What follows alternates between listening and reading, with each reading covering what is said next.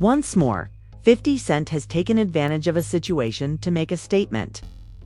This time, the game's recent $7 million legal loss is the focus. The player must now sell his mansion to pay for the damages after a court decision pertaining to severe domestic violence claims. The social media ablaze with criticism and satire. The internet is responding quickly.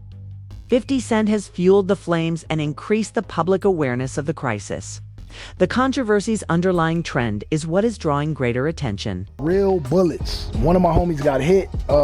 He's still alive, and in jail. But yeah, man, like we was shooting, they was shooting, shit was crazy. And I don't even know who fired the first shot. I just know we was shooting. Accusations against the game raise questions about deeper behavioral connections because they are consistent with previous claims made against other industry figures.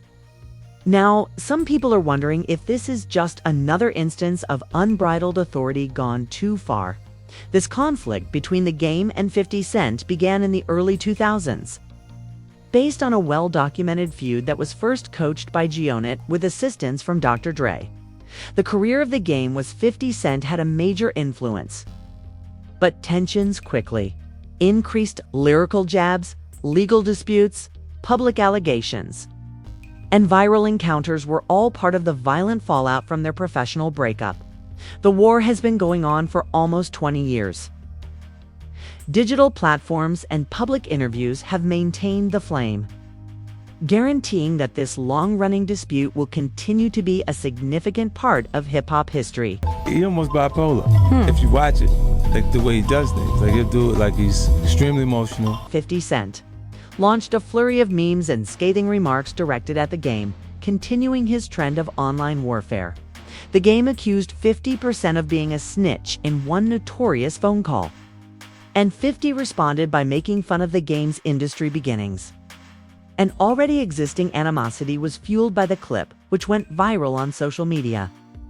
Now, fast forward to the present. A judicial decision has resulted in the official reoccupation of the game's mansion.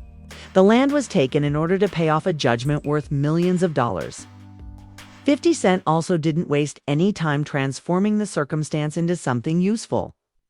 His post struck deep with precision, propelling the occasion into the realm of virality. His approach is deliberate rather than haphazard. 50 Cent has made criticizing well-known people the focal point of his public persona. The pattern is evident, ranging from making fun of Wendy Williams to attacking Ja Rule and Young Buck. The game is now just the most recent entry on that growing list. However, there are other targets outside the game. In response to fresh accusations, 50 has also increased its attention on Diddy. 50 Cent utilized his position to spread criticism after CNN released security footage connected to a significant court lawsuit. A scathing caption on one post that featured the hotel footage raised questions about Diddy's public defense. It marked the start of what would turn into a digital campaign that would analyze each case update. 50 Cent has consistently delivered jabs using his internet platform as a public opinion tribunal.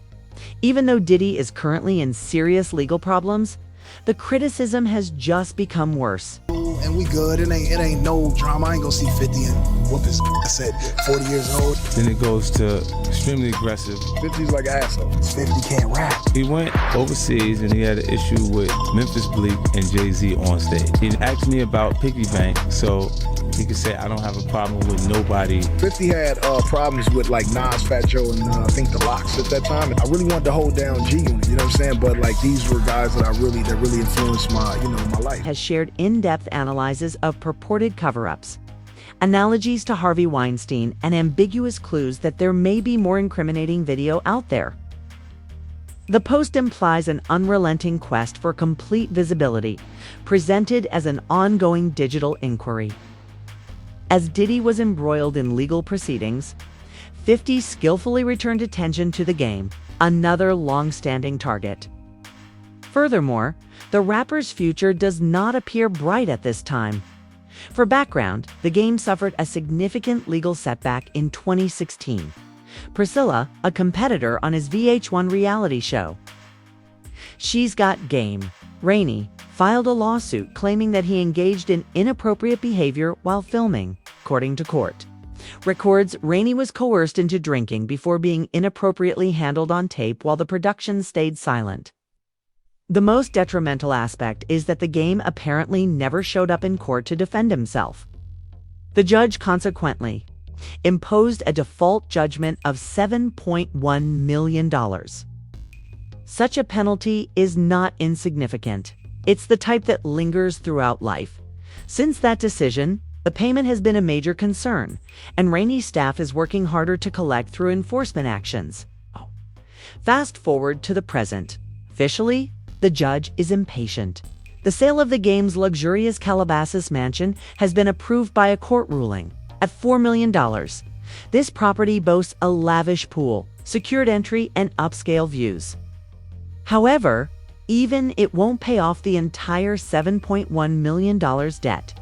He still lacks around $3 million. 50 is going to be a power in hip-hop at any moment from now. It's like 50 back, he got to be standing next to me.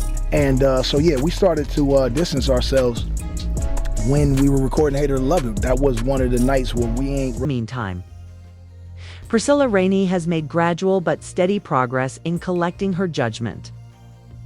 Having already retrieved about $400,000 from royalties, the game had been boasting on social media for years that Rainey would receive nothing. Legally speaking, though, she's doing more than that.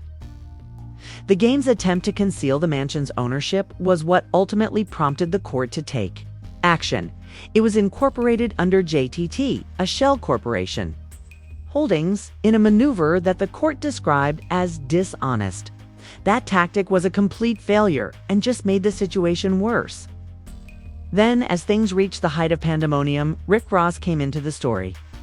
Even he used the occasion to poke fun at the game, despite his personal past with 50 Cent. The public roasting escalated to the point where both allies and adversaries joined in. This was more than just a legal setback. In the eyes of the industry and the media, it became a total image collapse.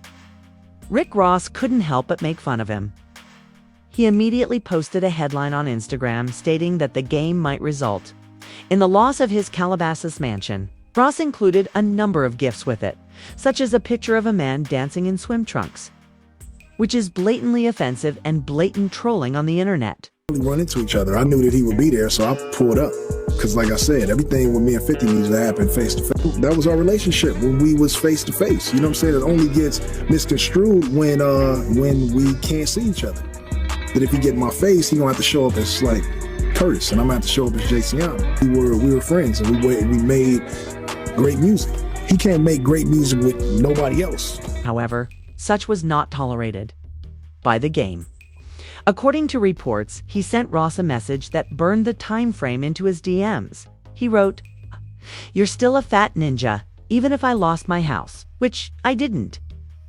"Before the Twinkies do, that Olympic will kill you." 304 Ninja. It was a vicious retaliation that targeted Ross's health. Wait then, just for good measure, adding cryptic insults. Then everything got out of hand once more. The officer got my account put in jail for a day. Game wrote on Instagram stories after Ross was accused of having his account suspended. Are you all admirers of these oddballs? Ross's previous employment as a prison officer was directly referenced in that officer line. Shade aficionados quickly figured it out. Online comments continued to pour in at the same time. He is a dummy for not showing up for the court date. One widely shared comment said she received the verdict without challenge. How can $7 million get lost? Petty drama is no longer the only thing at stake. It's a full-fledged ego fight on all the screens. First thing that happened, he went overseas. His first week numbers came back. He said something about Jay because he's supposed to have ran into Memphis Bleak and had some sort of beef. First, I was trying to get in contact with Jay because I was like, he just got off. Like, Jay'll stomp him out. You see what I'm saying? Like, I'm like, wait, let me get in contact with him to stop him from going back. I can fix it before it actually happens. And then before I could actually get to him, I went up and he was calling the radio station saying, yo, put me on the air, put me on the. His way of trying to fix that situation was saying, I don't have no problem, not with Jay-Z, not with Memphis Bleak, but I don't have a problem with nobody. I don't have anything to do with that record. it, piggy banked it, 50 Cent God or anything else. So he was He was trying to separate from you. completely. I'm like, all right, well then get rid of him before he even get a chance to make the statement, since he's saying it internally over and over. So I'm not gonna wait for him to say it publicly. And I said it first, and then it got into, that's why we got this office. Not only was it irresponsible, but it was also reckless to miss court. The outcry was swift. Reactions erupted on social media. According to most, Priscilla Rainey won the game with no opposition. He remained active online, skipped the hearing, and then seemed to be shocked when the court moved to collect. However, social media took a darker turn as usual. Instead of holding the game responsible, some users started to rewrite the story to place the blame on the victim. The alleged actions that caused quick indignation were justified by one particularly alarming comment that even questioned Rainey's looks, implying that she looked like a 304. Thankfully, a lot of people intervened to put an end to that and draw attention to the actual problem, which was a court ruling in response to grave accusations that weren't even disputed in court. And the mayhem didn't end there. Discussions erupted, moving from the lawsuit to the format of VH1 shows. According to some, the show might have added to the poisonous atmosphere. Some incorrectly justified the game by claiming Rainey was the one who started the incident, a textbook instance of misogynistic victim blaming. This demonstrated the continued polarization of popular opinion. A serious court case became a full-fledged internet circus when legal accountability and popular opinion clashed, revealing how nasty things can get when facts and social criticism mix. The public's response has been divided as the repercussions unfold. A chaotic, unnerving dynamic is created as some people point the finger at the woman while others are openly condemning the game. And now things are becoming much more dire. People are starting to sketch parallels between the game's legal issues and the unsettling accusations made against Diddy. The allegations in both cases include inappropriate behavior, drinking, and manipulation, often while the cameras were filming and no one stepped in to stop it. It is hard to overlook the similarities, particularly when silence and power disparities are so prominent. The world saw firsthand what unbridled power might actually look like behind closed doors as the Cassie Hotel tape came to light. Even though the game's lawsuit doesn't have any comparable footage, the court filings present a thorough, alarming picture that is drawing fresh attention. Over time, there have been whispers from women suggesting that the game was violent or produced dangerous situations. Once limited to blog entries and unrecognized interviews, these rumors are now being brought back into the public eye. And this is what's remarkable. Diddy and the game both believe that they are being unfairly singled out. That story of persecution is starting to sound familiar. However, it's no longer merely a narrative about accusations, because I've documented court rulings and growing public outcry.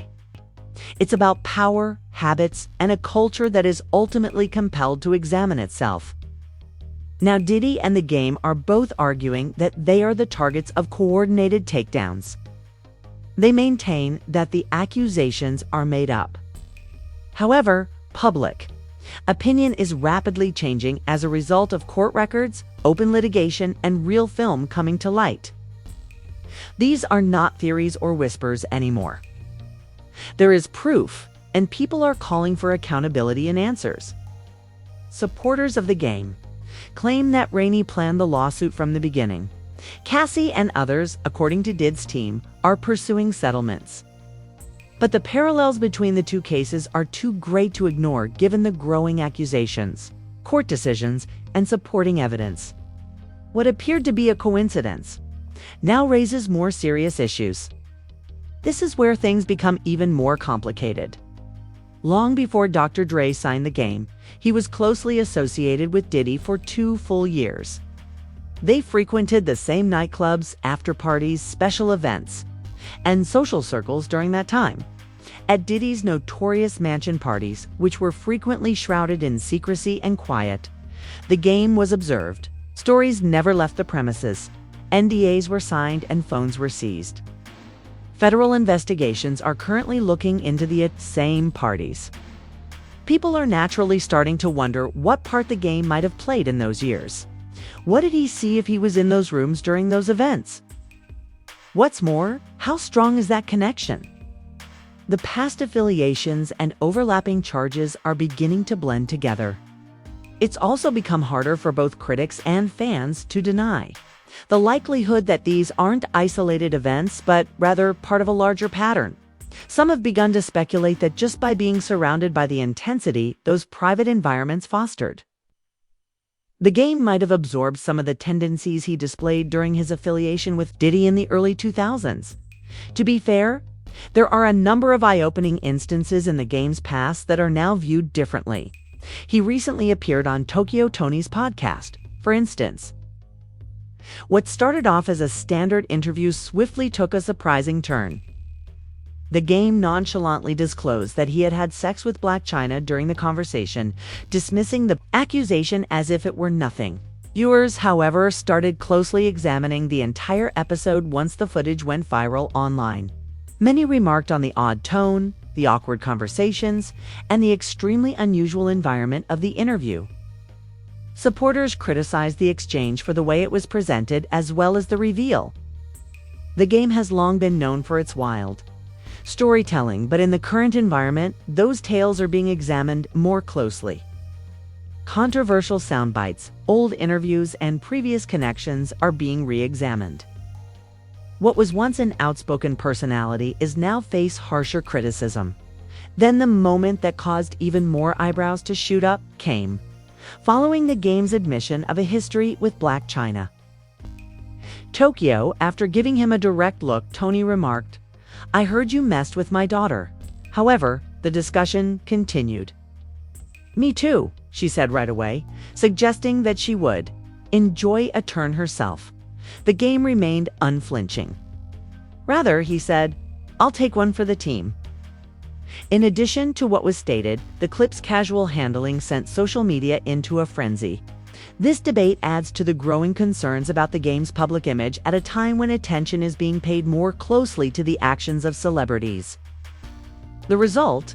26 required anger management classes, 120 hours of community service, and 3 years of probation.